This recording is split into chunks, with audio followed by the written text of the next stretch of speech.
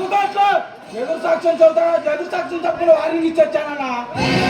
అయినా ఆ పిల్ల మరిగా కోర్టులో ఎదురు సాక్ష్యం చదువుతానంటుందన్నా.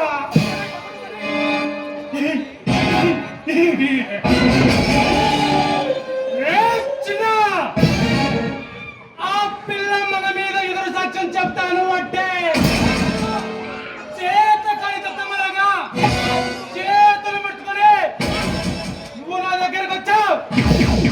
ఈ ముఖం నాకు చూపించుకున్న పద్మాజ్ ఈ పైకర్ భగవాన్ అంటే ఏంటో ఈ ప్రాంతం అంతా తెలుసు. అలాంటి ఈ భగవాన్ క్రియలు చూపించాలా? లేదన్నా, నేను తిరిగి రాలేదు.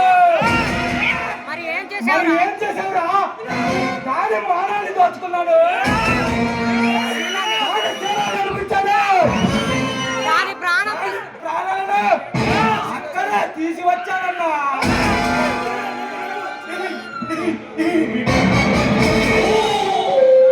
శబాష్ తమ్ముడు, శబాష్.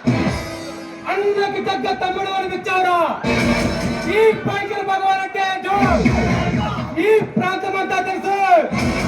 అలాంటి ఈ భగవాన్ చేతులు తిరిగితే ఏం జరుగుతుందో ఆ పిల్ల మానంతో ప్రాణంతో నువ్వు రుజువు చేసి చూస్తున్నావురా. శబాష్ తమ్ముడు, శబాష్. ఈ అన్నకి తగ్గ తమ్ముడు అనిపించావురా.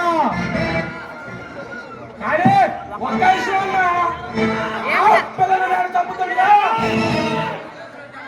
ఆ ఇన్స్పెక్టర్ రుద్రమరాయుడు నన్ను చూశాడు. అతను దారి మళ్ళించి నేను ఇక్కడికి తప్పించుకొని వచ్చానన్నా. ఇన్స్పెక్టర్ రుద్రమరాయుడు నిన్ను చూశాడా?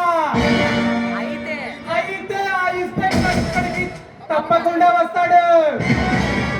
వాడికి ఎలా పిలిచి చెప్పాలా?